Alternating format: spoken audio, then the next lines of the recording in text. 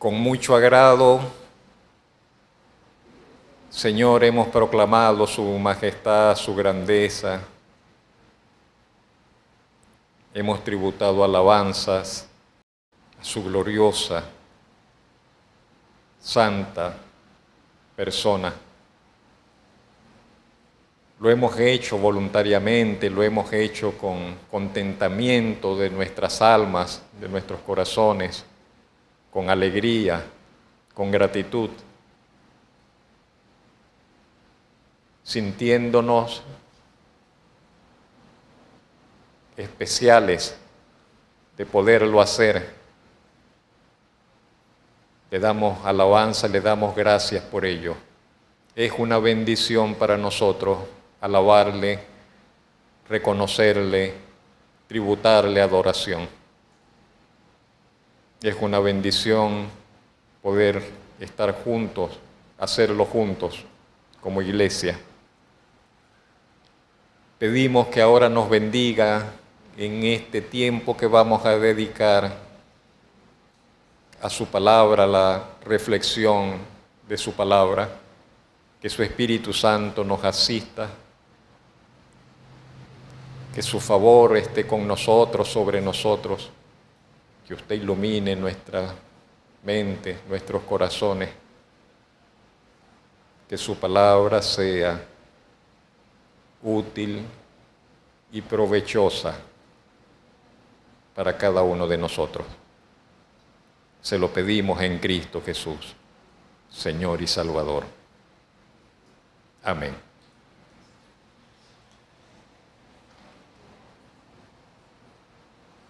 La semana pasada iniciamos con un acercamiento a la iglesia de Tesalónica y nos paseamos por el capítulo 1 de la primera carta del apóstol Pablo a los tesalonicenses.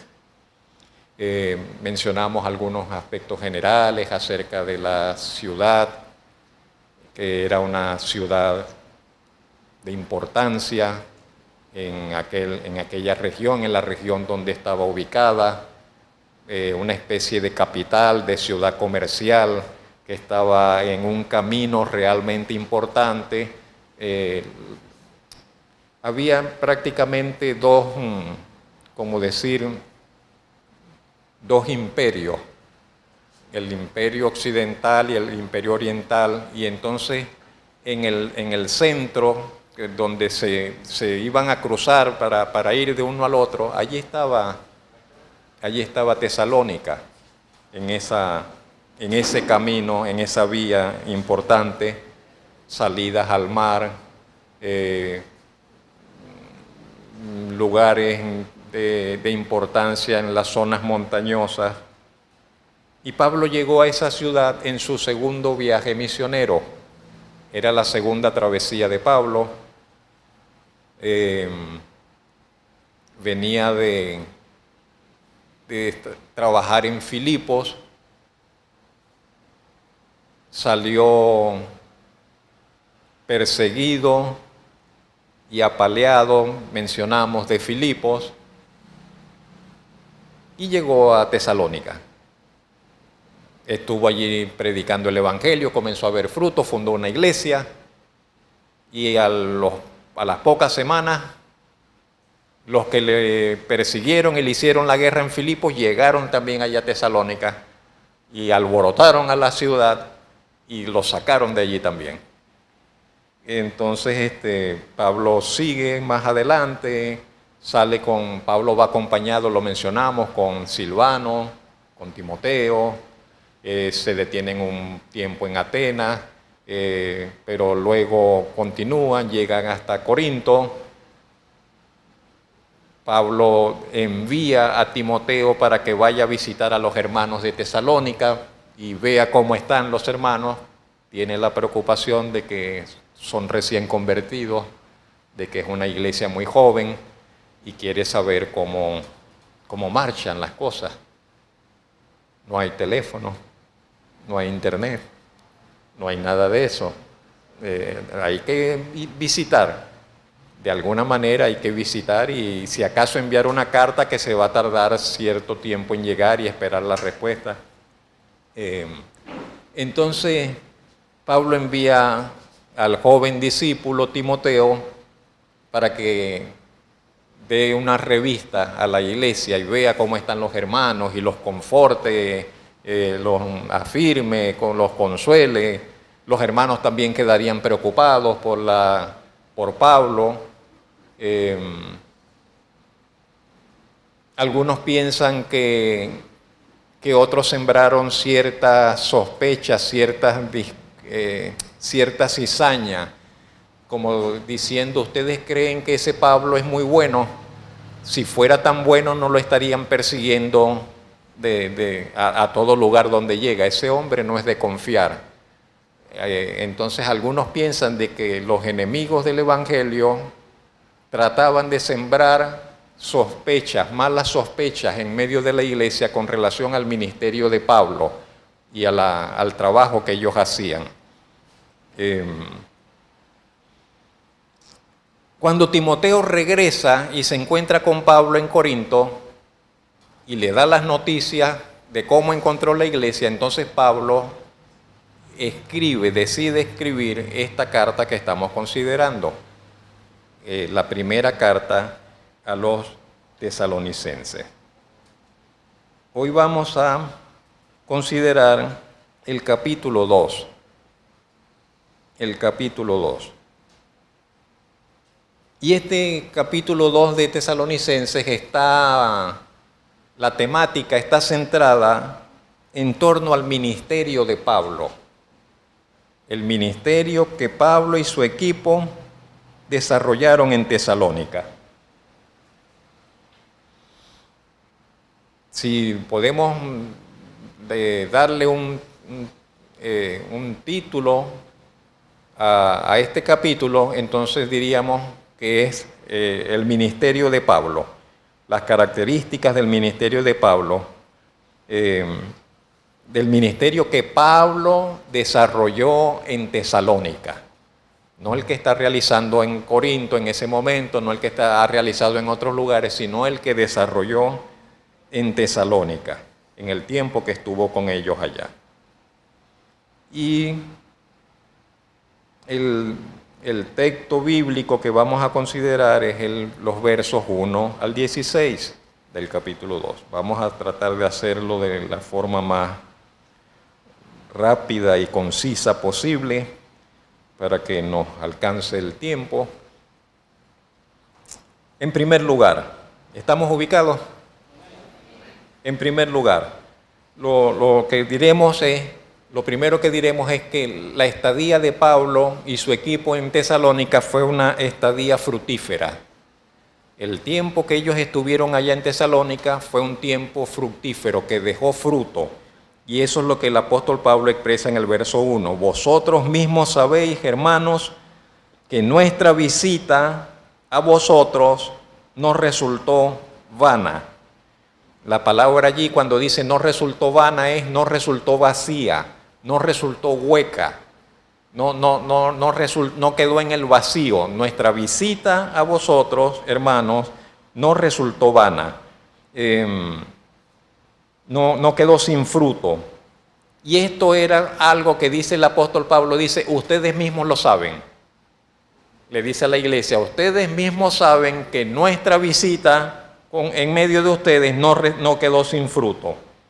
Lo sabía la iglesia, pero lo sabe también Pablo, lo sabe también el apóstol Pablo. En segundo lugar, Pablo en Tesalónica, como ya lo mencionamos en la semana pasada, y se lo recuerda ahora a los hermanos otra vez, dice, ellos como equipo anunciaron el Evangelio a pesar de la fuerte oposición. Anunciaron el Evangelio en Tesalónica a pesar de la fuerte oposición. Y es bueno tener eso presente, que muchísimas veces el Evangelio es anunciado a pesar o aún en medio de mucha oposición, de mucha resistencia. Pablo dice, habiendo antes padecido y sido ultrajados en Filipos, como sabéis, tuvimos de nuevo en nuestro Dios para anunciaros el Evangelio de Dios en medio de gran oposición. Pablo dice, bueno, miren, ustedes saben, allá en Filipos, de donde veníamos, padecimos. Pablo debía estar todavía con el cuerpo adolorido, con las espaldas adoloridas. Pablo fue azotado con varas. Y quien los azotaban no era que escogían a cualquiera, hey, vení para que le des unos latigazos a este que está acá. No, habían unos hombres que los llamaban lictores, cuyo trabajo eran los expertos en azotar a los prisioneros con varas. Sabían cómo golpearlos de forma tal que les doliese. Entonces Pablo fue azotado con varas por estos lictores allá en Filipos, pero no solamente que fue azotado con varas, fue ultrajado, dice Pablo, fuimos ultrajados. Recibieron un trato de migrante, que Pablo todavía, a Pablo esto como que le comentan algunos, como que le dolió todavía. Dice, nosotros nos trataron tan mal. Y eso que éramos, siendo ciudadanos romanos, nos trataron de esa forma, nos ultrajaron, nos barrieron el piso con nosotros. Y a pesar de que eso sucedió, dice, nosotros, sin embargo, no tiramos la toalla, no nos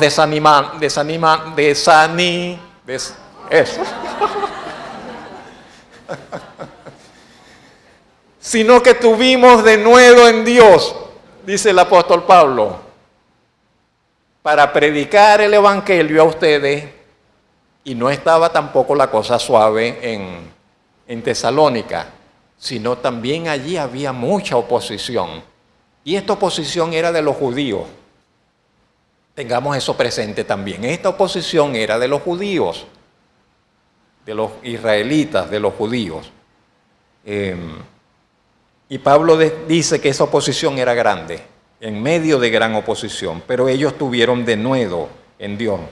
No permitieron que el temor les cerrara las bocas, no dieron lugar al miedo en sus corazones, la oposición les impidiese anunciar, proclamar las buenas nuevas de salvación. En tercer lugar, Pablo dice que la exhortación de ellos como predicadores, como ministros del Evangelio, fue una exhortación limpia en sus motivos. Pablo dice, nuestra exhortación, versículo 3, no procedió de error, ni de impureza, ni fue por engaño. Tres cosas que menciona Pablo allí. Dice, no procedió de error, ni de impureza, ni fue por engaño. La exhortación de Pablo, el llamado que él hacía, que hizo a los tesalonicenses para que viniesen y abrazasen la fe, para que dejaran la idolatría, para que dejaran esa vida vacía y se viniesen y se convirtiesen al Dios vivo. Dice, esos llamados que ellos les hacían a la fe, a la reconciliación con Dios, dice Pablo, descansaba en motivos limpios. Descansaba en motivos limpios, en un propósito limpio. No estaba manchada con el error, no era para llevarlos a abrazar otro error, como todavía hoy dicen, los evangélicos creen que tienen la verdad, hay más de 3.000 religiones en el mundo y ellos creen que la de ellos es la verdadera. Y dicen como que un error más entre tantos. Pero no, la predicación de la iglesia, la predicación del Evangelio no es una invitación a abrazar un error más de tantos, no procede ni lleva hacia el error. Tampoco va teñida de engaño, le dice Pablo. No estaba teñida de engaño, y la palabra engaño ahí es como quien tira el anzuelo, a ver quién muerde el anzuelo para atraparlo. Pablo dice, nuestra exhortación para ustedes no iba con esa falsedad, con esa intención escondida, ni tampoco con impureza. ¿Por qué menciona Pablo la impureza? Las religiones, hasta el sol de hoy, la mayoría de las falsas religiones siempre están teñidas con la inmoralidad sexual, con la impureza. Busque usted una religión falsa y casi todas están, y en aquel tiempo y en esa cultura donde ellos vivían, esos eran orgías, depravaciones, cosas hediondas, inmundas, a nombre de los dioses, a nombre de la religión, a nombre de... Y Pablo dice, les llama y le dice, no, les llamó a una vida pura, a una vida diferente. Y la verdadera pureza que ellos habrían de conocer, la verdadera pureza que ellos habrían de abrazar, llegó a ellos por la palabra del Evangelio. Así como a la vida de toda persona, la verdadera pureza solamente puede llegar a través del Evangelio. No hay otra forma en que la gente pueda vivir una vida pura. No hay otra forma en que la gente pueda apartarse, en que las personas puedan apartarse de la inmundicia y de la impureza, sino a través de abrazar la fe por medio del Evangelio. En cuarto lugar, vamos a considerar el ministerio que Pablo y sus ayudantes desarrollaron en Tesalónica. En los versículos 4 al 12 nos vamos a encontrar con una serie de características que Pablo menciona, que el Pablo mismo menciona que tuvo el ministerio que ellos desarrollaron. Del 4 al 12 vamos a encontrar una serie de características que Pablo dice que su ministerio tuvo, el ministerio de ellos allá en Tesalónica. Se trata de una serie de énfasis, de puntos que forman un cuadro que puede resultarnos realmente inspirador para todos los que amamos al Señor. Pablo dice en primer lugar, versículo 4, que el ministerio de ellos era un ministerio aprobado por Dios. Es lo primero que menciona Pablo, que el ministerio de ellos era un ministerio aprobado por Dios. Y eso es importante, importantísimo, o lo más importante. Pablo dice, según fuimos aprobados por Dios para que se nos confiase el Evangelio, así hablamos. En primer lugar, Pablo dice, nosotros hablamos lo que hablamos, les dijimos lo que les dijimos a ustedes, realizamos la labor que realizamos, dice, porque Dios los había aprobado a ellos, porque Dios, en otras palabras, los había llamado a ese ministerio y porque Dios les había dado el respaldo, el sello de la aprobación divina para hacer la tarea de su bendición. Pablo dice, se nos confió el Evangelio. Es como que Dios les entregó y les dijo, tengan esto y vayan con esto y llévenlo. Dice Pablo, se nos confió el Evangelio y por eso nosotros pudimos hablar como hablamos. Entonces fue un ministerio aprobado por Dios. En segundo lugar, en este mismo punto, fue un ministerio que buscó agradar al Señor y no a los hombres. Pablo dice, hablamos no para agradar a los hombres, sino a Dios, que prueba nuestros corazones. Pablo dice, estuvimos en medio de ustedes y hablamos no para agradar a los hombres, sino para agradar a Dios, que es quien prueba los corazones, que es quien conoce los corazones. Un hermano escribe o escribió,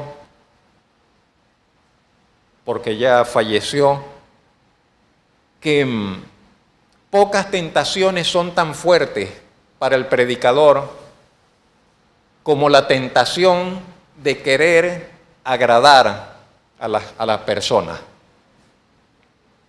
La tentación de querer caer bien, la tentación de querer agradar para ganarse el oído de la gente. Dice, pocas tentaciones son más fuertes para el predicador que la de querer complacer a los hombres. Y dice, y esto muchas veces se hace, este querer complacer a las personas se hace aún a costa de la lealtad para con el Señor. Y yo le añadiría, y esto muchas veces se hace aún usando la misma palabra de Dios, y esto muchas veces se hace aún hablando y torciendo los propósitos de Dios, lo que Dios ofrece, para ganar simpatías entre las personas, para ganar simpatías de quienes escuchan.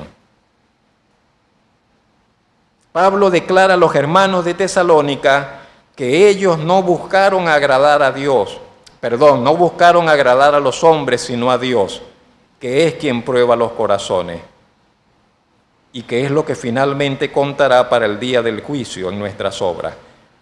El siguiente punto es que fue un ministerio, dice Pablo, que no actuó por avaricia, o por glorias humanas. Dice, nunca usamos de palabras lisonjeras, como sabéis, ni encubrimos avaricia. Dios es testigo. Ni buscamos gloria de hombres, ni de vosotros, ni de otros. Una serie de énfasis allí también muy llamativos.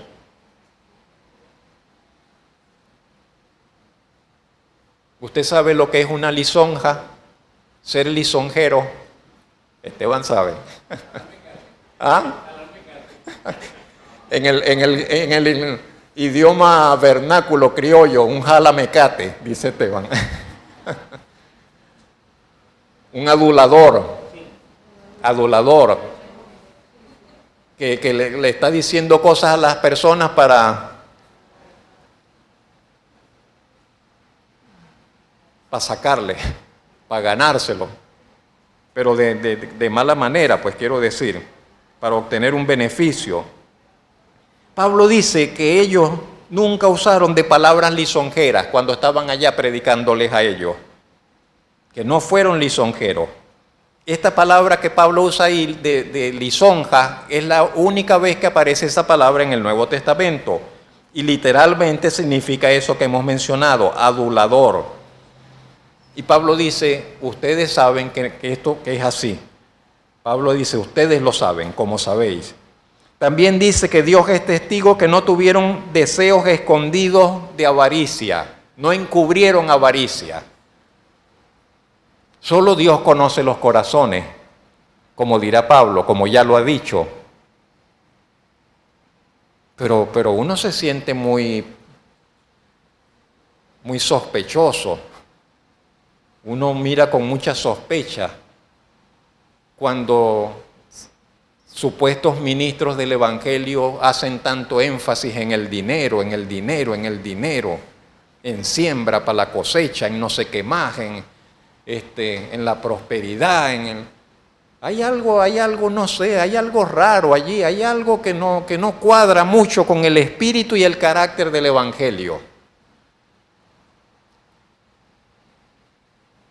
Y Pablo le dice, nosotros no tuvimos escondido deseos de avaricia, no encubrimos avaricia, de estar trabajando con ustedes para sacarles dinero y entonces llenar nuestros bolsillos a costa de ustedes. Generalmente, la codicia está escondida. Pero fíjese si no son malos los tiempos nuestros, los que estamos viviendo, donde ya la codicia ya prácticamente no está escondida, sino que se presenta así, abierta y descaradamente, desvergonzadamente. Como también, podemos decir lo mismo de la inmoralidad sexual. Antes era escondido a la inmoralidad sexual, ahora desvergonzadamente la gente proclama su sinvergüenza, sin vergüenza alguna, sin pudor alguno, proclama su vida de inmoralidad y se jacta de ello. Pablo repudia la avaricia y dice además, para cerrar este punto, que tampoco buscaron alabanza de los hombres. Dice, no buscaron gloria de hombres, ni de ellos ni de otros, ni de ellos los que creyeron, ni de los otros que estaban por fuera de la iglesia, de ninguno, dice, buscaron glorias de hombres. Era un ministerio, además, según lo que nos dice los versos 6 en adelante, un ministerio que renunció a sus derechos por amor. El siguiente, un ministerio que renunció a sus derechos por amor. Pablo dice, aunque podíamos seros carga como apóstoles de Cristo,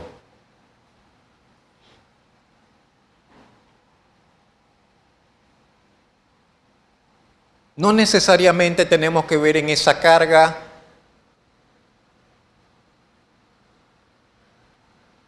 que los hermanos de Tesalónica tenían que sostener a Pablo, y es poco probable que fuese ese el sentido del versículo, porque apenas eran nuevos creyentes, apenas la iglesia tenía unas semanas de estar comenzando a tomar forma. Entonces no es esa, no puede ser esa el sentido de la frase, pero es más bien carga como de autoridad. Es más bien el sentido de que nosotros, aunque nosotros pudimos actuar como apóstoles imponiendo nuestra autoridad sobre ustedes, dice Pablo, no lo hicimos. Y luego dirá por qué no lo hicieron. Pero dice, aunque pudimos ser carga, actuar con autoridad, como una posición de carga, con una dignidad de autoridad apostolar, dice, no lo hicimos. Renunciamos a actuar de esa manera. Y esa renuncia, dice el apóstol Pablo, la asumieron movidos por un amor que se puede comparar, como escribe el mismo apóstol, al amor que siente una madre por sus hijos. Así lo expresa en el siguiente texto. En vez de actuar así, dice el apóstol, fuimos tiernos. En vez de actuar con imposición de autoridad, dice, fuimos tiernos. En vez de actuar con mano firme, no sé cómo expresarme, con rigidez, en vez de actuar allí con mano dura, dice, no, fuimos firmes entre ustedes, como la nodriza, es la figura que usa el apóstol Pablo, como la nodriza que cuida con ternura a sus propios hijos. Y la nodriza era la que amamantaba, y generalmente era la que amamantaba a los hijos de otra mujer. Las contrataban a las nodrizas para que le dieran pecho a los hijos de otra. Y Pablo parece mezclar allí la figura y llevarla y hacer una mezcla muy particular, porque si es nodriza no son sus propios hijos, pero sin embargo Pablo dice y se expresa allí de esa manera, fuimos con ustedes como una nodriza que cuida con ternura a sus propios hijos.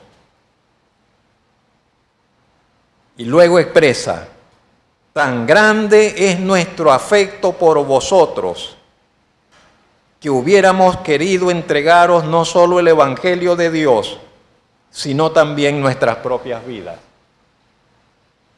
Porque habéis llegado a sernos muy queridos. Fíjese lo que expresa allí. Tan grande, dice Pablo, era su amor por ellos que hubiesen estado dispuestos a entregar no solo el Evangelio, sino todo cuanto tenían, hasta sus propias vidas, de ser necesario. Y todo esto dice, Pablo dice, porque habéis llegado a sernos muy queridos. Y esa frase, habéis llegado a sernos muy queridos, habla de un crecimiento en el amor. Antes no era así. De hecho, antes ni los conocían. Semanas atrás, meses atrás, Pablo ni los conocía. Pero después de haberlos conocido, después de haber trabajado con ellos, después de ver su crecimiento en la fe, Pablo dice, ustedes han llegado a ser muy queridos para mí. ¿Sí lo vemos? Habéis llegado a sernos muy queridos. Qué bueno y qué ejemplo y qué bendición para los hermanos de Tesalónica, que Pablo no se limitó a una predicación formal y predicaba, y la iglesia allá y él acá y se iba. No sé si me explico. Y daba la palabra y desconectado de la gente. Y se desconecta de la iglesia porque ya cumplió, dio la palabra, dio el mensaje. Pero no era esa la actitud ni la vivencia de Pablo, ni lo que él vivía como predicador, ni lo que tampoco la iglesia experimentaba, y él quería que la iglesia viera, confirmara. Dice, les amamos mucho, nos han llegado a ser muy queridos. Versículo, la frase siguiente dice, porque os acordáis, hermanos, de nuestro trabajo y fatiga, como trabajando de noche y de día, para no ser gravosos a ninguno de vosotros, os predicamos el Evangelio de Dios.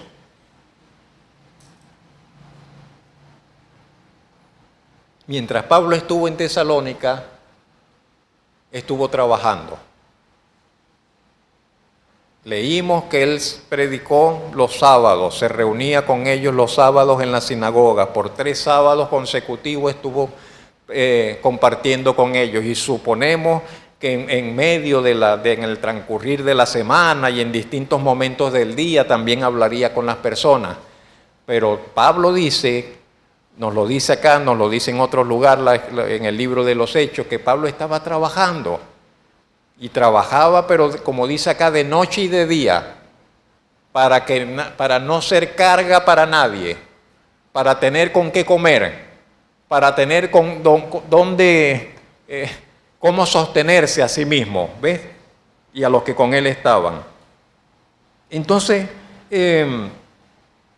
para no ser carga, asumió un trabajo diligente, un trabajo duro, en un horario extenso, quizás desde muy temprano, desde el amanecer hasta que caía la tarde, mientras al mismo tiempo predicaba el Evangelio. Lo otro que podemos decir del ministerio de Pablo, según el versículo 10, es que era un ministerio irreprochable.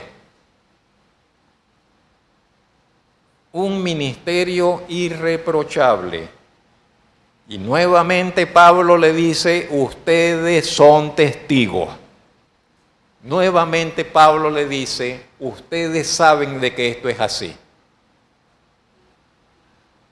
Y yo insisto y digo, qué bueno es cuando el pastor, cuando el predicador, cuando el que presenta el Evangelio puede tener la conciencia limpia, las manos limpias y decirle a las personas, ustedes saben de que esto es así. Y es lo que Pablo le dice a los hermanos, ustedes son testigos, y no solamente ustedes, ¿Quién más? Entonces Pablo dice, no solamente ustedes, Dios también es testigo de cuán santa, justa e irreprensiblemente nos comportamos con vosotros, los creyentes. Pablo dice, ustedes saben y Dios también de que cómo nos comportamos nosotros cuando estuvimos con ustedes. Entonces Pablo continúa validando con estas palabras la honestidad, la sinceridad de su ministerio. Un ministerio, sea cual sea, tiene que ser honesto, tiene que ser limpio, tiene que ser sincero. Y les dice nuevamente que ellos son testigos, así como Dios, de la forma como ellos se condujeron.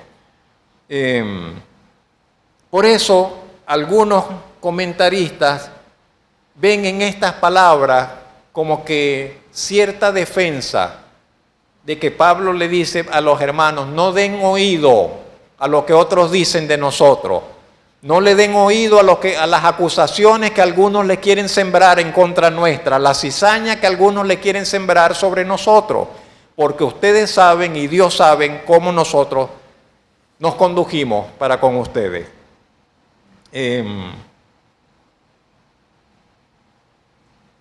Quizás sea así, quizás no sea así.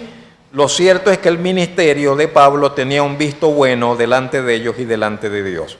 Según los versos 11 y 12, era un ministerio que se involucró en las vidas de los hermanos. Un ministerio que se involucró en sus vidas.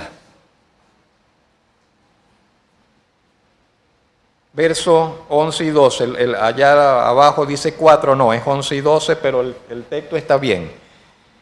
Dice, también sabéis de qué modo, como el Padre a sus hijos, exhortábamos y consolábamos a cada uno de vosotros. Por eso le digo, y esto no sería los sábados, esto sería en otros momentos. Como el Padre a sus hijos, exhortábamos y consolábamos a cada uno de vosotros y os encargábamos que anduvieseis como es dignos de Dios, que os llamó a su reino y gloria. Ahora no es la figura de una madre que cuida tiernamente. Pablo dice, también actuamos como el Padre que corrige a sus hijos, que encamina a sus hijos, que amonesta a sus hijos, que exhorta a sus hijos, que consuela a sus hijos, que está al lado de sus hijos. Todos lo sabemos, no hay cosa más terrible que un padre ausente, para un hijo, quiero decir, para un niño, para un hijo, un muchacho en formación, un padre ausente de la familia es algo siempre de lamentar, por las razones que sean. No está ausente porque está trabajando mucho, es triste. O sea, que el padre, porque no es solamente dinero lo que el niño necesita la presencia allí del padre. Necesita que el padre esté al lado de él en su crecimiento. Entonces Pablo dice, nosotros que estuvimos como un padre al lado de ustedes, consolándoles, exhortándoles, animándoles, yendo allí. Y la palabra que usa allí para consolación, consolándose, es como la misma que se usa para cuando se habla del Espíritu Santo. Paracleto, paracaleo. Esa labor de consolación. Entonces Pablo dice, estuvimos allí a la semejanza, como a semejanza del Santo Consolador, exhortando, consolando según fuera el caso y la necesidad, alentando los corazones. ¿Y todo eso para qué? ¿Para qué hacían todo eso? Lo dice el final de la frase, el final del verso. ¿Para qué? Para que anduviesen, y todo eso dice para que anduviesen como es digno de Dios. ¿Por qué estamos nosotros hoy acá? ¿Por qué viene usted cada semana a escuchar la palabra de Dios? ¿Por qué tengo que pararme yo acá cada semana delante de usted hablarle acerca de la palabra de Dios. Podríamos decir que es para esto mismo, para que usted ande como es digno de Dios, para que andemos todos como es dignos de Dios. Si no, no tiene sentido lo que hacemos. Si no, no tiene sentido que yo me levante acá. Si no, no tiene sentido que usted venga cada semana si usted no va a estar como es digno de Dios. Que nos llamó, así como a ellos, ahora lo tomamos para nosotros, que nos llamó, ¿para dónde? Para su reino y gloria. Nos llamó para mucho más que cumplir nuestros sueños, como dicen por allí. Nos llamó para mucho más que llenar nuestra cartera, como otros dicen por allá. Nos llamó para mucho más que no sé qué otra cosa. Nos llamó para su reino y su gloria. Bendito su nombre. ¿Cuál es el motivo que hay ahora? Entonces Pablo habla del motivo de gozo que tiene en su corazón, según el versículo 13. Hay un motivo de gozo en Pablo, en Silvano y en Timoteo. Cuando Timoteo llega, le da ese informe a Pablo. Pablo está escribiendo la carta, pero está gozoso. Está gozoso. Dice, por lo cual también nosotros, sin cesar, damos gracias a Dios de que cuando recibisteis la palabra de Dios que oísteis de nosotros, la recibisteis no como palabra de hombres, sino según es en verdad la palabra de Dios, la cual actúa en vosotros los creyentes. Hay un motivo de gratitud constante en el apóstol Pablo. Dice, ustedes cuando recibieron la palabra que le predicamos, la recibieron no como palabra de hombre, sino como en verdad es la palabra de Dios, que actúa en los creyentes. La palabra de Dios, que actúa en los creyentes. Cuando estamos considerando esto, cuando estamos considerando los textos bíblicos, cuando estamos considerando las escrituras, ¿qué pensamos que es? ¿Qué pensamos que es? ¿Cómo la estamos recibiendo? ¿Cómo? Entonces, pero Pablo le dice, estamos gozosos, estamos contentos, no dejamos de dar gracias a Dios, porque cuando ustedes recibieron el mensaje, que lo escucharon de nosotros, lo recibieron, la palabra que recibieron, la recibieron como es en verdad, la palabra de Dios. El mensaje del Evangelio es la palabra de Dios. No es la historia, es la palabra de Dios, es la palabra de Dios. Dice que actúa en los creyentes. Algo más que mencionar en estas mismas frases, porque se menciona dos veces palabra de Dios. Dice, según es en verdad, la palabra de Dios. Hay una frase allí que es palabra de obediencia en el original. Palabra de obediencia. La palabra de Dios es una palabra, entonces diríamos también que el énfasis de Pablo, por lo menos allí en esa frase, es palabra de obediencia. Y claro, si nosotros tenemos la Escritura como palabra de Dios, la vamos a obedecer y no la vamos a desechar. Será nuestra palabra para obedecerla, para ajustar nuestra vida a ella. En sexto lugar, tenemos que considerar que las vivencias difíciles también forman parte de los propósitos de Dios. Eso lo vemos en toda la Biblia y en multitud de escenarios.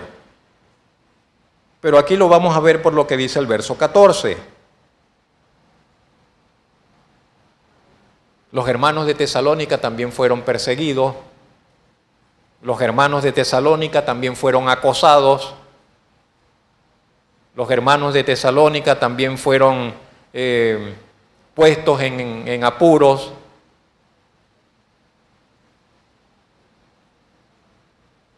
Por sus propios paisanos.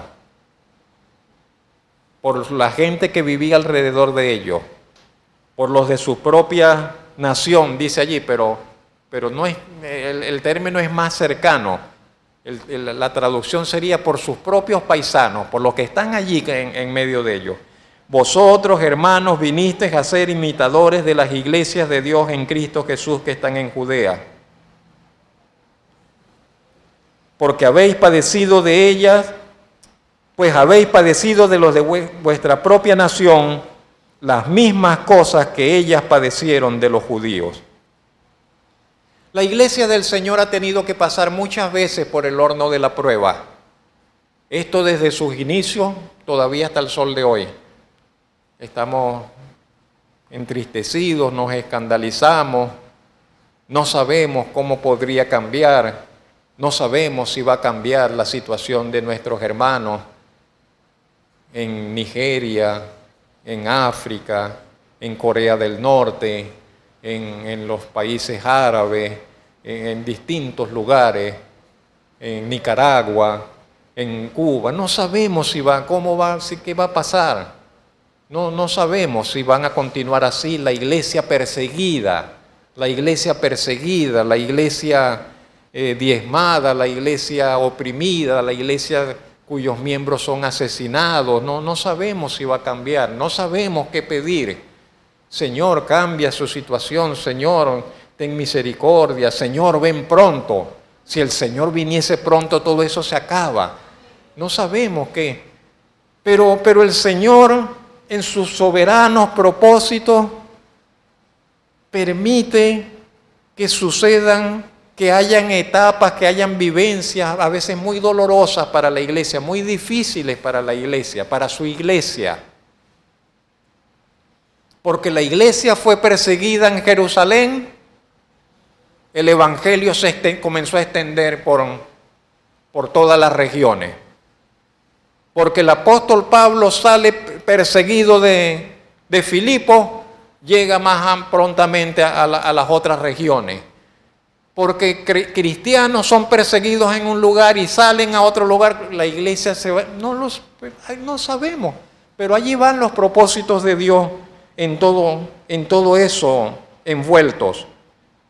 Y Pablo le dice a estos hermanos que ellos han entrado al grupo distinguido de los que sufren por causa del Señor, como las iglesias de Judea. Pablo se los dice como un elogio. Pablo le dice, ustedes ahora se parecen a las iglesias de Judea. Se lo dice como algo bueno, que a la iglesia de Judea fue perseguida por los judíos, así ustedes ahora también están padeciendo persecución por los de ustedes. Pablo se los dice como una especie de elogio.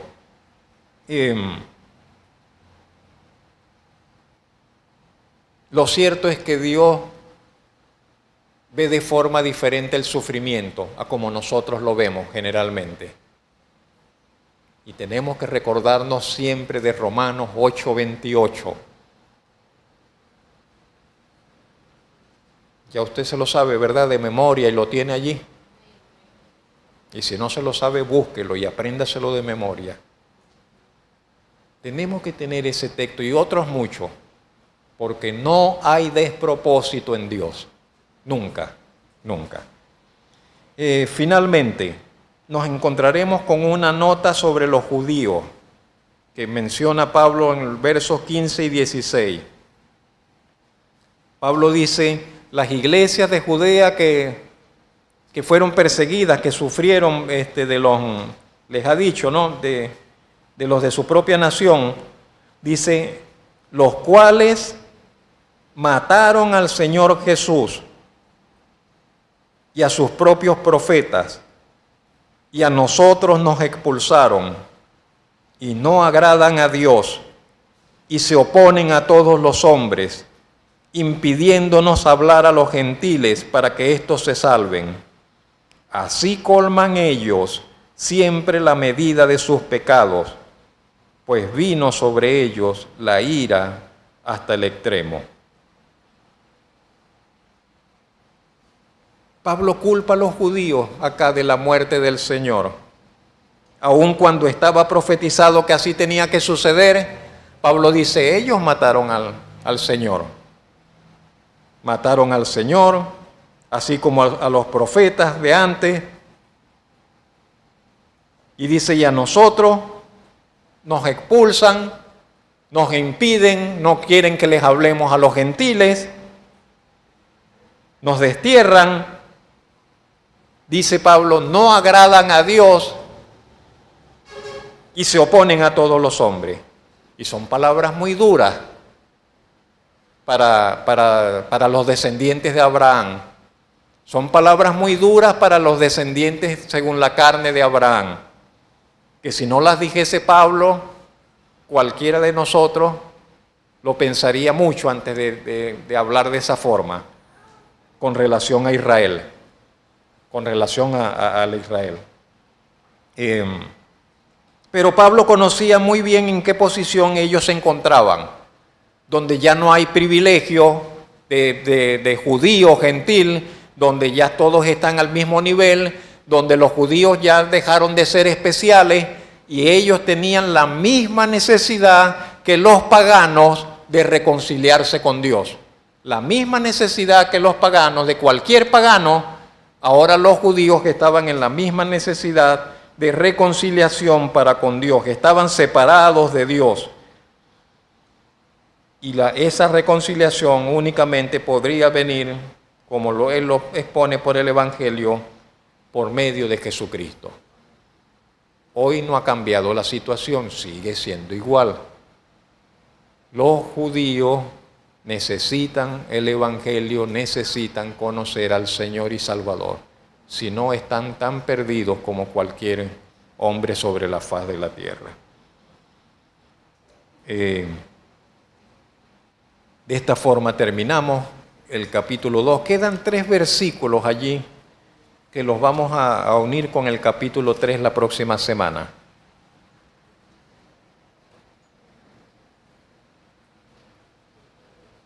Tres, 4 versículos prácticamente.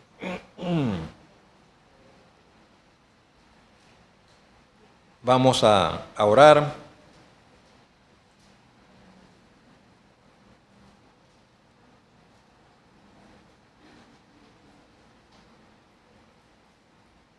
Creo que cada uno de nosotros puede también de alguna forma tomar los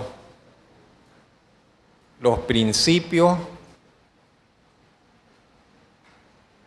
que Pablo expuso de su ministerio y llevarlos a nuestro vivir. Estamos llamados a vivir también vidas puras, vidas de honestidad, vidas de transparencia, vidas esforzadas para la causa del Señor, con un testimonio irreprochable delante de otros. En cada uno de esos aspectos nosotros podríamos vernos y decir, estoy llamado a eso. Y de forma tal que nadie pueda señalar nada malo de nosotros. Estamos llamados a vivir para el reino de Dios, a esperar el reino del Señor.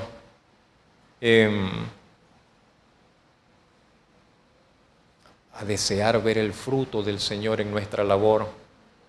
No se conforme con llevar no, busque, vea a ver dónde está el fruto.